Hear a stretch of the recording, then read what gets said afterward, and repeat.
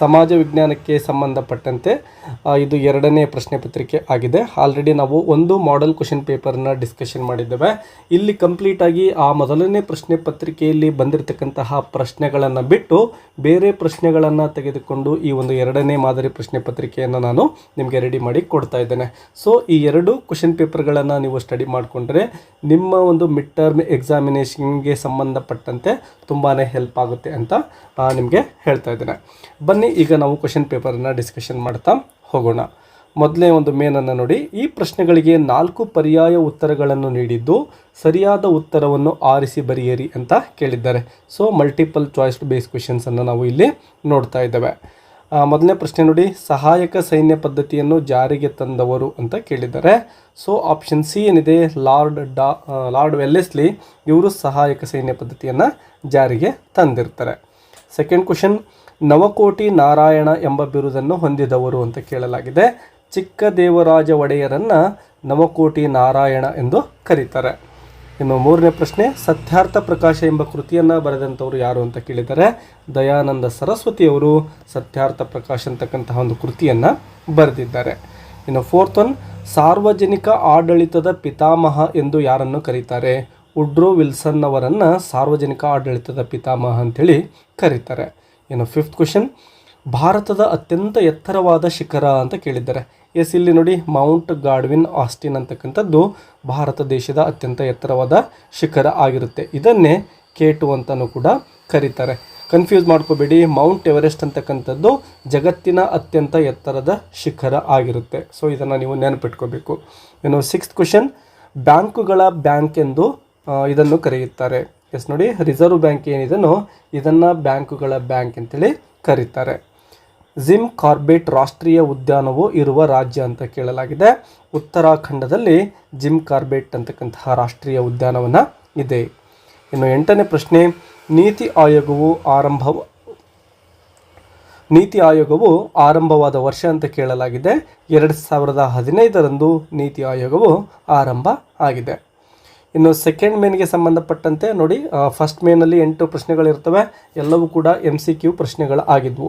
ಇಲ್ಲಿರ್ತಕ್ಕಂತಹ 8 ಪ್ರಶ್ನೆಗಳು ಒಂದು ವಾಕ್ಯದಲ್ಲಿ ಉತ್ತರಿಸ್ತಕ್ಕಂತಹ ಪ್ರಶ್ನೆಗಳಾಗಿರ್ತವೆ. ಸೊ ನೀವು ಒಂದೊಂದು ವಾಕ್ಯದಲ್ಲಿ ಉತ್ತರವನ್ನು ಬರೀಬೇಕಾಗುತ್ತೆ. ಫಸ್ಟ್ ಕ್ವೆಶ್ಚನ್ ನೋಡಿ, ಅಂದರೆ 9th ಕ್ವೆಶ್ಚನ್, ವೆಲ್ಲೆಸ್ಲಿಯು ತನ್ನ ಹುದ್ದೆಗೆ ರಾಜೀನಾಮೆ ನೀಡಿ ಏಕೆ ಇಂಗ್ಲೆಂಡ್ಗೆ ಮರಳಿದನು. ಎಸ್ ನೋಡಿ, ಈ ಲಾರ್ಡ್ ವೆಲ್ಲೆಸ್ಲಿ ಇರ್ತಾನಲ್ವ, ತನ್ನ ಒಂದು ಹುದ್ದೆಗೆ ರಾಜೀನಾಮೆ ನೀಡಿ ವಾಪಸ್ ಇಂಗ್ಲೆಂಡ್ಗೆ ಹೋಗ್ತಾನೆ. ಯಾಕೆ ಅಂತ ಕೇಳಿದ್ದಾರೆ. ವೆಲ್ಲೆಸ್ಲಿಯ ಯುದ್ಧ ಪ್ರೀತಿ ನೀತಿಯಿಂದಾಗಿ ಕಂಪನಿಯ ಸಾಲದ ಹೊರೆ ಹೆಚ್ಚಾಗಿಬಿಡುತ್ತೆ. ಇದೇ ಕಾರಣದಿಂದನೇ ಆ ವೆಲ್ಲೆಸ್ಲಿಯ ಒಂದು ರಾಜೀನಾಮೆಯನ್ನು ಪಡೆಯಲಾಗುತ್ತೆ. ಇನ್ನು 10th ಕ್ವೆಶ್ಚನ್, ಬಂಗಾಳದಲ್ಲಿ ದ್ವಿಸರ್ಕಾರ ಪದ್ಧತಿಯನ್ನು ಜಾರಿಗೆ ತಂದವರು ಯಾರು ಅಂತ ಕೇಳಿದರೆ ರಾಬರ್ಟ್ ಕ್ಲೈವ್ ಬಂಗಾಳದಲ್ಲಿ ದ್ವಿಸರ್ಕಾರ ಪದ್ಧತಿಯನ್ನು ಜಾರಿಗೆ ತಂದಿರ್ತಾನೆ. ಇನ್ನು ಭಾರತದ ಮೊಟ್ಟ ಮೊದಲ ಮಹಿಳಾ ರಾಷ್ಟ್ರಪತಿಯಾಗಿ ಕೆಲಸ ನಿರ್ವಹಿಸಿದವರು ಯಾರು ಅಂತ ಕೇಳಿದ್ದಾರೆ. ಶ್ರೀಮತಿ ಪ್ರತಿಭಾ ದೇವಿ ಸಿಂಗ್ ಪಾಟೀಲ್ ಅಂತಕ್ಕಂಥವರು ಭಾರತದ ಮೊಟ್ಟ ಮೊದಲ ಮಹಿಳಾ ರಾಷ್ಟ್ರಪತಿಯಾಗಿ ಕೆಲಸವನ್ನು ಮಾಡಿದ್ದಾರೆ. 12th ಕ್ವೆಶ್ಚನ್, ಭಾರತ ಸರ್ಕಾರವು ಅಸ್ಪೃಶ್ಯತಾ ಅಪರಾಧಗಳ ಕಾಯ್ದೆಯನ್ನು ಯಾವಾಗ ಜಾರಿಗೊಳಿಸಿದೆ. 1955ರಲ್ಲಿ ನಮ್ಮ ಸರ್ಕಾರ ಈ ಒಂದು ಅಸ್ಪೃಶ್ಯತೆಯ ಅಪರಾಧಗಳ ಕಾಯ್ದೆಯನ್ನು ಜಾರಿಗೊಳಿಸಿದೆ. ಇನ್ನು ಕ್ವೆಶ್ಚನ್ ನಂಬರ್ 13, ಮಹಾ ಹಿಮಾಲಯವನ್ನು ಇನ್ನೊಂದು ಹೆಸರಿನಿಂದ ಕರೆಯುತ್ತಾರೆ, ಅದು ಯಾವುದು ಅಂತ ಕೇಳಿದ್ದಾರೆ. ನೋಡಿ, ಮಹಾ ಹಿಮಾಲಯವನ್ನು ನಾವು ಹಿಮಾದ್ರಿ ಅಂತೇಳಿ ಕೂಡ ಕರಿತೇವೆ. 14th ಕ್ವೆಶ್ಚನ್, ಗಂಗಾ ನದಿಯ ಮುಖಜ ಭೂಮಿಯನ್ನು ಸುಂದರ್ಬನ್ ಎಂದು ಕರೆಯಲು ಕಾರಣವೇನು. ಎಸ್ ನೋಡಿ, ಸುಂದರ್ಬನ್ಸ್ ಅಂತೇಳಿ ಯಾಕೆ ಕರೀತಾರೆ. ಈ ಪ್ರದೇಶದಲ್ಲಿ ಹೆಚ್ಚು ಸುಂದರಿ ಮರಗಳು ಇರೋ ಕಾರಣದಿಂದಾನೇ ಆ ಒಂದು ಗಂಗಾ ನದಿಯ ಮುಖಜ ಭೂಮಿಯನ್ನು ಸುಂದರ್ಬನ್ ಎಂದು ಕರೆಯಲಾಗುತ್ತೆ. ಇನ್ನು ಕ್ವೆಶ್ಚನ್ ನಂಬರ್ 15, ಕರ್ನಾಟಕದ ದೊಡ್ಡ ವಿವಿಧೋದ್ದೇಶ ನದಿ ಕಣಿವೆ ಯೋಜನೆ ಯಾವುದು ಅಂತ ಕೇಳಲಾಗಿದೆ. ಕೃಷ್ಣಾ ಮೇಲ್ದಂಡೆ ಯೋಜನೆಯೇ ನಮ್ಮ ಒಂದು ಕರ್ನಾಟಕದ ದೊಡ್ಡ ವಿವಿಧೋದ್ದೇಶ ನದಿ ಕಣಿವೆ ಯೋಜನೆ ಆಗಿದೆ. ಇನ್ನು ಕ್ವೆಶ್ಚನ್ ನಂಬರ್ 16, ಭಾರತದಲ್ಲಿ ಮೊಟ್ಟ ಮೊದಲ ಪಂಚವಾರ್ಷಿಕ ಯೋಜನೆ ಯಾವಾಗ ಜಾರಿಗೆ ಬಂದಿತು ಅಂತ ಕೇಳಲಾಗಿದೆ. ಏಪ್ರಿಲ್ 1, 1951ರಲ್ಲಿ ಈ ಒಂದು ಮೊದಲನೇ ಪಂಚವಾರ್ಷಿಕ ಯೋಜನೆ ಜಾರಿಗೆ ಬಂದಿರುತ್ತೆ. ಇನ್ನು ಥರ್ಡ್ ಮೇನ್ಗೆ ಸಂಬಂಧಪಟ್ಟಂತೆ ಪ್ರತಿಯೊಂದು ಪ್ರಶ್ನೆಗೂ 2 ರಿಂದ 4 ವಾಕ್ಯಗಳಲ್ಲಿ ಅಥವಾ ಅಂಶಗಳಲ್ಲಿ ಉತ್ತರಿಸಿ ಅಂತ ಕೇಳಿದ್ದಾರೆ. ಸೊ ಇಲ್ಲೂ ಕೂಡ 8 ಪ್ರಶ್ನೆಗಳಿರ್ತವೆ. ನೀವು 2 ಪಾಯಿಂಟ್ಸ್ ಅಥವಾ 2 ಸ್ಟೇಟ್ಮೆಂಟ್ ಅಥವಾ ಸೆಂಟೆನ್ಸಲ್ಲಿ ಆನ್ಸರನ್ನು ಕೊಡಬೇಕಾಗುತ್ತೆ. ಟೋಟಲ್ ಇಲ್ಲಿ 16 ಮಾರ್ಕ್ಸ್ ಕವರ್ ಆಗ್ತವೆ. 17th ಕ್ವೆಶನ್ ನೋಡಿ, ಬ್ರಿಟಿಷರ ಅಧಿಕಾರ ವಿಸ್ತರಣೆಗೆ ದತ್ತು ಮಕ್ಕಳಿಗೆ ಹಕ್ಕಿಲ್ಲ ಎಂಬ ನೀತಿಯು ಹೇಗೆ ಸಹಕಾರಿಯಾಯಿತು? ಎಸ್ ನೋಡಿ, ಈ ಬ್ರಿಟಿಷರು ಏನು ತಮ್ಮ ಒಂದು ಅಧಿಕಾರವನ್ನು ವಿಸ್ತರಣೆ ಮಾಡ್ತಾರೋ ಇದಕ್ಕೆ ಈ ಒಂದು ದತ್ತು ಮಕ್ಕಳಿಗೆ ಹಕ್ಕಿಲ್ಲ ಅಂತಕ್ಕಂಥದ್ದು ಯಾವ ರೀತಿ ಹೆಲ್ಪ್ ಮಾಡುತ್ತೆ ಅಂತ. ಮೊದಲನೇ ಪಾಯಿಂಟ್ ನೋಡಿ, ಒಬ್ಬ ಭಾರತೀಯ ರಾಜನು ಮಕ್ಕಳಿಲ್ಲದೆ ಮೃತಪಟ್ಟರೆ ಅವನ್ನು ದತ್ತು ತೆಗೆದುಕೊಂಡಿದ್ದ ಪುತ್ರರಿಗೆ ಉತ್ತರಾಧಿಕಾರತ್ವದ ಹಕ್ಕಿಲ್ಲ ಎಂದು ಬ್ರಿಟಿಷ್ ಸಾಮ್ರಾಜ್ಯದಲ್ಲಿ ಆ ರಾಜ್ಯವನ್ನು ವಿಲೀನಗೊಳಿಸಿಕೊಳ್ತಾ ಇದ್ರು. ಏನು ಮಾಡ್ತಾಯಿದ್ರು, ಯಾವುದಾದ್ರೂ ಒಬ್ಬ ರಾಜನಿಗೆ ಮಕ್ಕಳಿಲ್ಲ ಅಂದರೆ ಅವನು ದತ್ತು ಮಕ್ಕಳನ್ನೇನಾದರೂ ತೆಗೆದುಕೊಂಡಿದ್ರೆ ಅವರಿಗೆ ಆ ರಾಜ್ಯವನ್ನು ಕೊಡೋದಿಲ್ಲ ಅಂಥೇಳಿ ಇವರು ರೂಲನ್ನು ಮಾಡ್ತಾರೆ. ಈ ರೂಲ್ನಿಂದಾಗಿ ಇವರು ಏನು ಮಾಡ್ತಾರೆ ನೋಡಿ, ಸತಾರ, ಜೈಪುರ್, ಸಂಬಲ್ಪುರ್, ಉದಯ್ಪುರ್, ಝಾನ್ಸಿ ಮುಂತಾದ ರಾಜ್ಯಗಳನ್ನು ಅವರು ವಶಪಡಿಸ್ಕೊಂಡು ಬಿಡ್ತಾರೆ. ಇನ್ನು 18ನೇ ಪ್ರಶ್ನೆ ನೋಡಿ, ಬಕ್ಸಾರ್ ಕದನದ ಪರಿಣಾಮಗಳನ್ನು ತಿಳಿಸಿ ಅಂತ ಕೇಳಲಾಗಿದೆ. ಸೊ ಯಾವೆಲ್ಲ ಪರಿಣಾಮಗಳನ್ನು ಈ ಒಂದು ಬಕ್ಸಾರ್ ಕದನ ಬೀರ್ತು ಅಂತಕ್ಕಂಥದ್ದನ್ನು ನಾವು ಇಲ್ಲಿ ಬರೀಬೇಕು ನೋಡಿ. ಮೊದಲನೇದಾಗಿ ಬಂಗಾಳದ ದಿವಾನಿ ಹಕ್ಕು ಈಸ್ಟ್ ಇಂಡಿಯಾ ಕಂಪನಿಗೆ ಸೇರುತ್ತೆ. ಇನ್ನು ವಾರ್ಷಿಕ 26 ಲಕ್ಷ ರೂಪಾಯಿಗಳಿಗೆ 2ನೇ ಶಾ ಆಲಂ ಬಂಗಾಳದ ಹಕ್ಕನ್ನು ಬಿಟ್ಟುಕೊಡ್ಬೇಕಾಗುತ್ತೆ. ಇನ್ನು 3ನೇ ಪಾಯಿಂಟ್, ಶೂಜ್ ಉದ್ದೌಲ್ 50 ಲಕ್ಷ ರೂಪಾಯಿ ಯುದ್ಧ ಪರಿಹಾರವನ್ನು ಪಡಿತಾನೆ. ಅದೇ ರೀತಿ ಮಿರ್ ಜಾಫರ್ನ ಮಗನಿಗೆ ವಿಶ್ರಾಂತಿ ವೇತನವನ್ನು ನೀಡಲಾಗುತ್ತೆ. ಇವಿಷ್ಟು ಬಕ್ಸಾರ್ ಕದನದ ಪರಿಣಾಮಗಳಾಗಿದ್ದಾವೆ. ಇನ್ನು 19th, ನಿರುದ್ಯೋಗ ಸಮಸ್ಯೆಯನ್ನು ಪರಿಹರಿಸುವ ಮಾರ್ಗಗಳು ಯಾವುವು ಅಂತ ಕೇಳಿದ್ದಾರೆ. ಇಲ್ಲಿ ನೀವು ನೋಡಬಹುದು, ನಿರುದ್ಯೋಗ ಸಮಸ್ಯೆಯನ್ನು ಪರಿಹಾರ ಮಾಡಲಿಕ್ಕೆ ಜನಸಂಖ್ಯಾ ನಿಯಂತ್ರಣವನ್ನು ಮಾಡಬೇಕಾಗುತ್ತೆ, ಗುಡಿ ಕೈಗಾರಿಕೆಗಳಿಗೆ ಪ್ರೋತ್ಸಾಹವನ್ನು ನೀಡಬೇಕು, ಕೃಷಿ ಕ್ಷೇತ್ರದ ಅಭಿವೃದ್ಧಿಯನ್ನು ಮಾಡಬೇಕಾಗುತ್ತೆ, ಅದೇ ರೀತಿ ಕೈಗಾರಿಕಾ ಕ್ಷೇತ್ರದ ಅಭಿವೃದ್ಧಿ, ಶೈಕ್ಷಣಿಕ ಸುಧಾರಣಾ ಯೋಜನೆಗಳು, ವೃತ್ತಿಪರ ಶಿಕ್ಷಣಕ್ಕೆ ಪ್ರೋತ್ಸಾಹ, ಗ್ರಾಮೀಣಾಭಿವೃದ್ಧಿ ಯೋಜನೆಗಳು, ಉದ್ಯೋಗ ಖಾತರಿ ಯೋಜನೆ. ಇನ್ನು ಇದಕ್ಕೆ ಸಂಬಂಧಪಟ್ಟಂತೆ ಒಂದು ಆಲ್ಟರ್ನೇಟಿವ್ ಕ್ವಶನ್ ಇದೆ. ಎಸ್ ನೋಡಿ, ಅಸಂಘಟಿತ ವಲಯದ ದುಡಿಮೆಗಾರರ ಸವಾಲುಗಳನ್ನು ಪಟ್ಟಿ ಮಾಡಿ ಅಂತ ಕೇಳಲಾಗಿದೆ. ಅದರಲ್ಲಿ ಮೊದಲನೇದಾಗಿ ವಲಸೆ, ಸಾಮಾಜಿಕ ಭದ್ರತೆ, ಕಾನೂನು ಚೌಕಟ್ಟು, ಬಾಲಕಾರ್ಮಿಕತೆ, ದೈಹಿಕ ಮತ್ತು ಮಾನಸಿಕ ದೌರ್ಜನ್ಯ. ಇನ್ನು ಕ್ವಶನ್ ನಂಬರ್ 20, ಭಾರತದಲ್ಲಿ ಕಂಡುಬರುವ 4 ಋತುಮಾನಗಳನ್ನು ಹೆಸರಿಸಿ ಅಂತ ಕೇಳಿದ್ದಾರೆ. ಬೇಸಿಗೆ ಕಾಲ, ನೈಋತ್ ಮಾನ್ಸೂನ್ ಮಾರುತಗಳ ಕಾಲ ಅಥವಾ ಮುಂಗಾರು ಮಳೆಗಾಲ, ಮಾನ್ಸೂನ್ ಮಾರುತಗಳ ನಿರ್ಗಮನ ಕಾಲ ಅಥವಾ ಹಿಂಗಾರು ಮಳೆಗಾಲ, ಮತ್ತು ಕೊನೆಯದು ಚಳಿಗಾಲ. ಕ್ವಶನ್ ನಂಬರ್ 21, ಭಾರತದಲ್ಲಿ ಸಾಕ್ಷರತೆಯನ್ನು ವೃದ್ಧಿಸಲು ಸರ್ಕಾರವು ಹೇಗೆ ಪ್ರಯತ್ನಿಸ್ತಾ ಇದೆ ಅಂತ ಕ್ವಶನನ್ನು ಕೇಳಲಾಗಿದೆ. ಸರ್ವ ಶಿಕ್ಷಣ ಅಭಿಯಾನ, ರಾಷ್ಟ್ರೀಯ ಸಾಕ್ಷರತಾ ಅಭಿಯಾನ, ಸಾಕ್ಷರತಾ ಭಾರತ, ಉಚಿತ ಮತ್ತು ಕಡ್ಡಾಯ ಶಿಕ್ಷಣ, ಶಿಕ್ಷಣ ಹಕ್ಕು ಕಾಯ್ದೆ, ಸಮಗ್ರ ಶಿಕ್ಷಾ ಕಾರ್ಯಕ್ರಮ, ನವಭಾರತ ಸಾಕ್ಷರತಾ ಕಾರ್ಯಕ್ರಮಗಳು. ಇವುಗಳಲ್ಲಿ ಯಾವುದಾದ್ರೂ 4 ಅಥವಾ 5 ಪಾಯಿಂಟ್ಗಳನ್ನು ನೀವು ಬರೀಬೇಕಾಗುತ್ತೆ. ಮಣ್ಣಿನ ಸವೆತಕ್ಕೆ ಕಾರಣಗಳೇನು ಅಂತ ನೆಕ್ಸ್ಟ್ ಕೇಳಿದ್ದಾರೆ.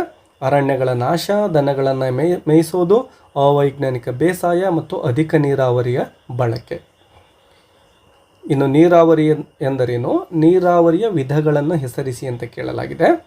ವ್ಯವಸಾಯದ ಭೂಮಿಗೆ ಕೃತಕವಾಗಿ ಕೆರೆ, ಬಾವಿ, ಕಾಲುವೆಗಳಿಂದ ನೀರು ಸರಬರಾಜು ಮಾಡುವುದನ್ನೇ ನೀರಾವರಿ ಅಂತೇಳಿ ಕರೀತಾರೆ. ಇನ್ನು ನೀರಾವರಿಯ ವಿಧಗಳೆಂದರೆ ಬಾವಿ ನೀರಾವರಿ, ಕಾಲುವೆ ನೀರಾವರಿ ಮತ್ತು ಕೆರೆ ನೀರಾವರಿ ಅಂತೇಳಿ. ಇನ್ನು ಕ್ವಶನ್ ನಂಬರ್ 24, ಬ್ಯಾಂಕುಗಳ ವಿಧಗಳನ್ನು ಪಟ್ಟಿ ಮಾಡಿ ಅಂತ ಕೇಳಲಾಗಿದೆ. ಕೇಂದ್ರ ಬ್ಯಾಂಕ್, ವಾಣಿಜ್ಯ ಬ್ಯಾಂಕ್ಗಳು, ಕೈಗಾರಿಕಾ ಅಭಿವೃದ್ಧಿ ಬ್ಯಾಂಕ್ಗಳು, ಭೂ ಅಭಿವೃದ್ಧಿ ಬ್ಯಾಂಕ್ಗಳು, ಸ್ಥಳೀಯ ಬ್ಯಾಂಕ್ಗಳು, ಸಹಕಾರಿ ಬ್ಯಾಂಕ್ಗಳು. ಎಷ್ಟು ಸ್ಟೂಡೆಂಟ್ಸ್ ಇದನ್ನು ಸ್ಥಳೀಯ ಬ್ಯಾಂಕ್ಗಳು ಅಂಥೇಳಿ ಓದ್ಕೊಳ್ಳಿ. ಸ್ಥಳೀಯ ಬ್ಯಾಂಕ್ಗಳು. ಇನ್ನು ಥರ್ಡ್ ಮೇನ್ ನೋಡಿ, ಈ ಪ್ರತಿಯೊಂದು ಪ್ರಶ್ನೆಗೆ 6 ವಾಕ್ಯಗಳಲ್ಲಿ ಅಥವಾ ಅಂಶಗಳಲ್ಲಿ ಉತ್ತರಿಸಿ ಅಂತ ಕೇಳಿದ್ದಾರೆ. ಅಂದರೆ ನೀವು 6 ಪಾಯಿಂಟ್ಸನ್ನು ಅಥವಾ ಸೆಂಟೆನ್ಸ್ಗಳನ್ನು ಇಲ್ಲಿ ಬರೀಬೇಕಾಗುತ್ತೆ. ಇಲ್ಲಿ ನಾನು ಉತ್ತರಗಳನ್ನು ಕೊಡ್ತಾ ಇಲ್ಲ. ಈ ಪ್ರಶ್ನೆಗಳಿಗೂ ಕೂಡ ನಿಮಗೆ ಉತ್ತರ ಬೇಕು ಅಂದರೆ ಎಸ್ ಅಂತ ಕಮೆಂಟ್ ಮಾಡಿ. ಮುಂದೆ ಬರ್ತಕ್ಕಂತಹ ವಿಡಿಯೋಗಳಲ್ಲಿ ಈ ಒಂದು ಪ್ರಶ್ನೆಗಳಿಗೆ ಆನ್ಸರ್ಗಳನ್ನು ಕೊಡಲಿಕ್ಕೆ ಪ್ರಯತ್ನವನ್ನು ಮಾಡ್ತೇನೆ. ಇನ್ನು 25th ಕ್ವೆಶನ್, ಸಹಾಯಕ ಸೈನ್ಯ ಪದ್ಧತಿಯ ನಿಬಂಧನೆಗಳು ಯಾವುವು ಅಂತ ಕೇಳಲಾಗಿದೆ. 26th, ದೋಂಡಿಯಾವಾಗ್ ಬ್ರಿಟಿಷರ ವಿರುದ್ಧ ಹೇಗೆ ಹೋರಾಡಿದನು ಅಥವಾ ಸ್ವಾತಂತ್ರ್ಯ ಹೋರಾಟದಲ್ಲಿ ಕೊಡಗಿನ ಪ್ರಾಂತ್ಯದ ಪುಟ್ಟ ಬಸಪ್ಪನ ಪಾತ್ರವನ್ನು ವಿವರಿಸಿ. ಇವೆರಡರಲ್ಲಿ ಒಂದು ಕ್ವೆಶನ್ಗೆ ನೀವು ಆನ್ಸರನ್ನು ಬರಿಬೇಕಾಗುತ್ತೆ. ಇನ್ನು ನೆಕ್ಸ್ಟ್, ಆ್ಯನಿ ಬೆಸೆಂಟರ ಸುಧಾರಣಾ ಕ್ರಮಗಳನ್ನು ವಿವರಿಸಿ ಅಂತ ಕೇಳಲಾಗಿದೆ. ಇನ್ನು ನೆಕ್ಸ್ಟ್, ಪೂರ್ವ ಘಟ್ಟಗಳು ಮತ್ತು ಪಶ್ಚಿಮ ಘಟ್ಟಗಳಿಗೆ ಇರುವ ವ್ಯತ್ಯಾಸಗಳನ್ನು ತಿಳಿಸಿ. ಇನ್ನು ನೆಕ್ಸ್ಟ್ ಕ್ವೆಶನ್, ಅರಣ್ಯಗಳು ಮಾನವ ಮತ್ತು ಪರಿಸರಕ್ಕೆ ಬಹಳಷ್ಟು ಉಪಯುಕ್ತವಾಗಿವೆ, ಸಮರ್ಥಿಸಿ. ಸೊ ಇಲ್ಲಿ ಫಾರೆಸ್ಟ್ಗಳು ಯಾವ ರೀತಿ ಯೂಸ್ ಆಗಿದ್ದಾವೆ ಅಂತ ಬರೀಬೇಕಾಗುತ್ತೆ. ಇದೇ ಪ್ರಶ್ನೆಗೆ ಸಂಬಂಧಪಟ್ಟಂತೆ ಒಂದು ಆಲ್ಟರ್ನೇಟಿವ್ ಇದೆ, ಸಾರ್ವಜನಿಕ ಆಡಳಿತದ ಪ್ರಾಮುಖ್ಯತೆಯನ್ನು ವಿವರಿಸಿ ಅಂತ ಕೇಳಲಾಗಿದೆ. ಇನ್ನು ಕ್ವೆಶನ್ ನಂಬರ್ 30, ಕರ್ನಾಟಕದ ಲೋಕಸೇವಾ ಆಯೋಗದ ಕಾರ್ಯಗಳನ್ನು ವಿವರಿಸಿ. ಇಲ್ಲಿ ನೋಡಿ, ಕೇಂದ್ರ ಲೋಕಸೇವಾ ಆಯೋಗದ ಕಾರ್ಯಗಳನ್ನು ವಿವರಿಸಿ ಅಂತನಾದರೂ ಕೊಡ್ಬೋದು, ಇಲ್ಲ ಕರ್ನಾಟಕ ಲೋಕಸೇವಾ ಆಯೋಗದ ಕಾರ್ಯಗಳನ್ನು ವಿವರಿಸಿ ಅಂತನಾದರೂ ಕೊಡ್ಬೋದು. ಸೊ ಎರಡೂ ಪ್ರಶ್ನೆಗಳನ್ನು ಸರಿಯಾಗಿ ಓದ್ಕೊಳ್ಳಿ.